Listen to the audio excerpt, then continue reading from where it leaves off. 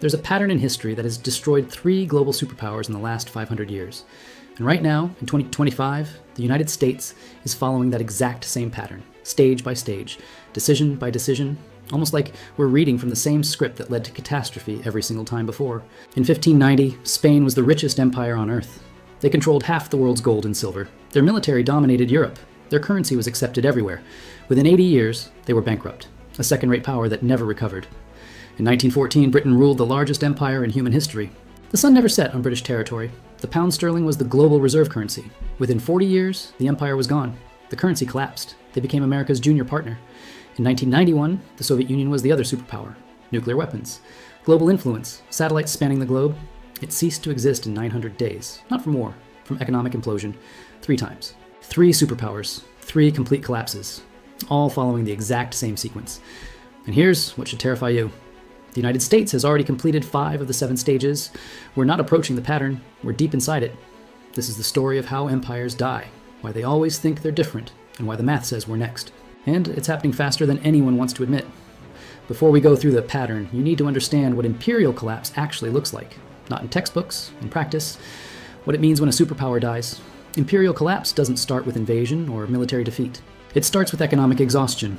The empire extends beyond its ability to maintain itself. Military bases in 150 countries, wars on multiple fronts, promises it cannot keep, debts it cannot repay. At first, the decline is invisible. The currency still works. The military still wins battles. The government still makes promises. But beneath the surface, the foundation is cracking. Resources are misallocated. Productive capacity shrinks. The best and brightest leave. Then comes the acceleration. Allies start hedging. Enemies test boundaries. Trade partners seek alternatives. The reserve currency status erodes. And suddenly, the advantages that made you powerful become vulnerabilities. Your currency, once demanded by everyone, comes flooding back home.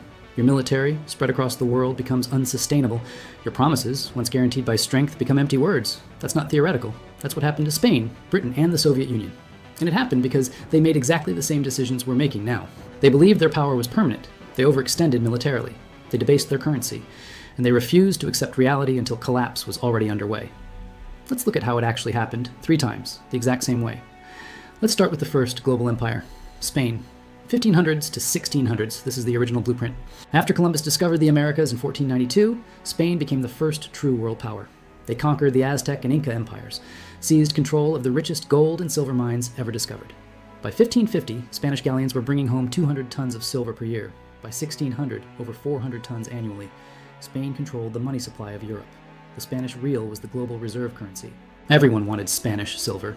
And this is where the pattern begins, with a country that controls the money of the world and believes that makes them invincible.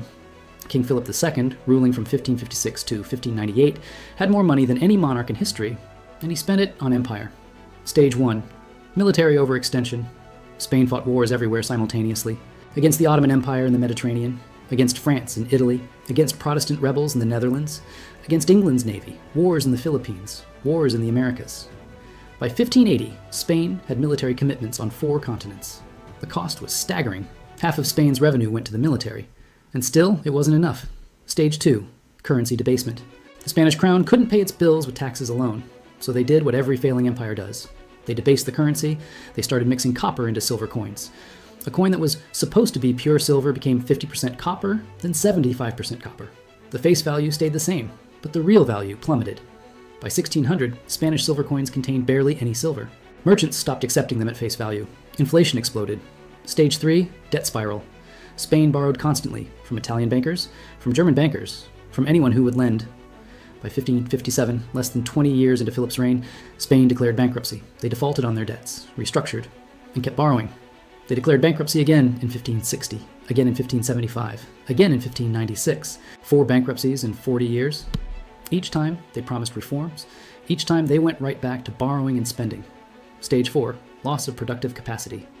Here's what people don't understand about Spain's collapse. They had all the gold and silver in the world. And it destroyed them, because when you have unlimited money, you stop producing. Why grow food when you can import it? Why build ships when you can buy them? Why innovate when you can just spend? Spanish nobility considered work beneath them. Manufacturing declined. Agriculture stagnated. All the wealth flowed to importing goods from other countries. The gold and silver that came from the Americas went straight back out to pay for French wine, Italian silk, Dutch goods. Spain became a conduit. Wealth flowed through them, but none of it stayed. By 1600, Spain was producing almost nothing. They were entirely dependent on imports, entirely dependent on silver to pay for everything.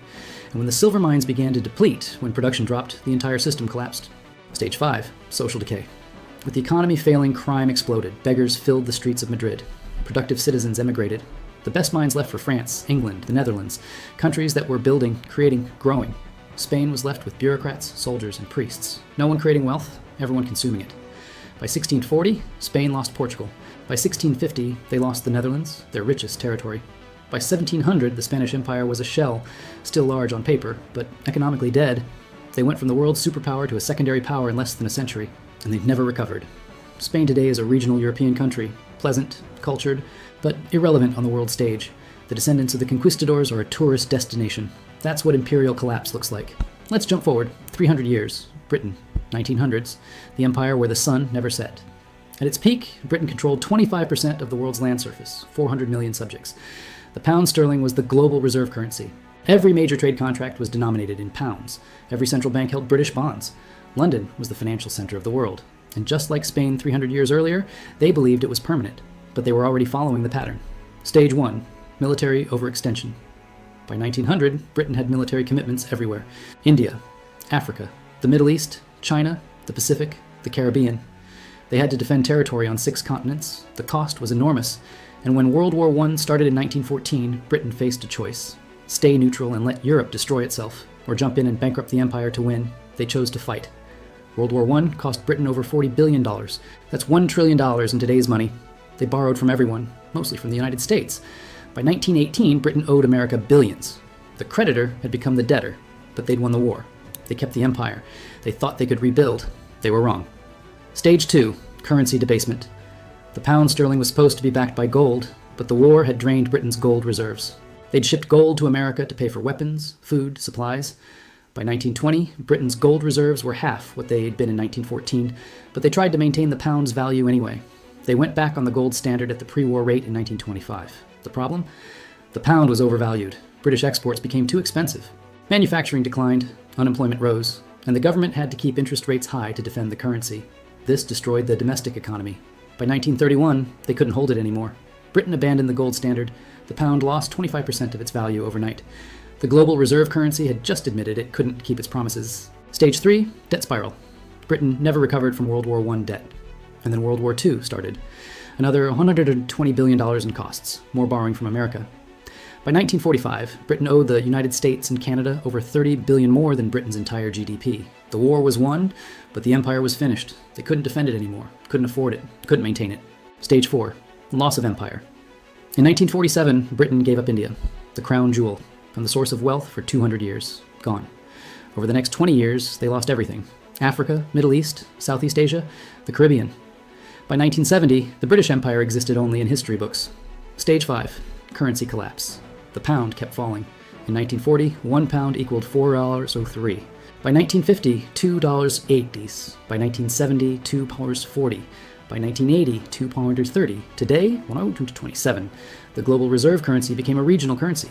Britain tried to maintain pretense. Permanent seat on the UN Security Council. Nuclear weapons. Special relationship with America. But everyone knew the truth.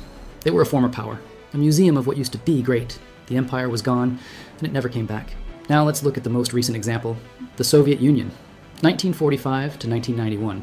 After World War II, the USSR emerged as a superpower, nuclear weapons, massive military, control over Eastern Europe, satellites in space, and they believed they were the future. Communism would bury capitalism. The Soviet model would dominate. For 45 years, they competed with America, matched us militarily, built more tanks, more missiles, more troops. But beneath the surface, the economy was dying. Stage 1, military overextension. The Soviet Union spent 15 to 20% of GDP on the military. That's triple what America spent. They had to match American technology, American reach, American alliances. But their economy was a fraction of the size. They were in Afghanistan, propping up Cuba, supporting Syria, Vietnam, North Korea, Angola, Ethiopia. Everywhere America had influence, they had to counter. The cost was unsustainable. Stage 2, economic stagnation. The Soviet economy stopped growing in the 1970s. Oil revenue kept them afloat, but nothing else worked. Factories produced junk, farms failed. Technology fell decades behind. By the 1980s, the Soviet Union was importing grain. A country with some of the best farmland on earth couldn't feed itself. Why? Because central planning doesn't work. because innovation dies under control, because no one produces when there's no incentive. Stage 3, currency collapse. The ruble was never a real currency. It couldn't be exchanged internationally. Even Soviet citizens didn't trust it. They used dollars when they could get them. The government had to buy foreign goods with gold and oil because nobody wanted rubles. By 1985, oil prices dropped. Soviet gold reserves were depleting. They were running out of real money. Stage 4, loss of empire. In 1989, the Berlin Wall fell. Eastern Europe left. Poland, Hungary, Czechoslovakia, Romania, East Germany, gone in a year. The satellites that gave the Soviet Union strategic depth vanished, and the Soviet government couldn't stop it. They were broke. Stage 5, complete collapse. On December 26, 1991, the Soviet Union ceased to exist. 900 days from Berlin Wall to complete dissolution. No war, no invasion, just economic implosion. The military couldn't be paid. The government couldn't function. The ruble became worthless. A superpower with 30,000 nuclear weapons collapsed from internal economic failure. The pattern played out again. Overextension, currency failure, debt, loss of empire, collapse. And here's what should keep you awake at night. The United States is following the exact same pattern. Stage by stage, let me show you. Stage 1, military overextension. The United States has over 750 military bases in 80 countries. We have troops in 150 countries. We're committed to defending Europe through NATO, defending Japan, South Korea, the Philippines, fighting in the Middle East, countering China, countering Russia. Our military budget is $850 billion annually, more than the next 10 countries combined. And it's not enough. We're stretched thin, equipment is aging, recruitment is down, and we have commitments we can't fulfill. If China invades Taiwan, if Russia pushes into NATO territory, if Iran closes the Persian Gulf, we can't respond to all of it simultaneously. We're overextended. Just like Spain, just like Britain, just like the USSR. Check. Stage 2, currency debasement. In 1971, Nixon closed the gold window. The dollar became pure fiat currency. Since 2000, the money supply has increased 400%. Since 2020, we've printed over $6 trillion. The dollar has lost 98% of its purchasing power since 1971. We're not mixing copper into silver coins. We're just printing unlimited paper. The mechanism is different. The result is the same. Debasement. Check. Stage 3, debt spiral. The United States owes $36 trillion. That's 120% of GDP. Interest payments alone are approaching $1 trillion per year. We're spending more on interest than on defense. We run deficits every year. $1.8 trillion in 2024 in a growing economy. During peacetime, we borrow to pay interest on previous borrowing. That's the definition of a debt spiral. Spain defaulted 4 times. Britain borrowed until it collapsed. The USSR ran out of money. We're on the same path. Check.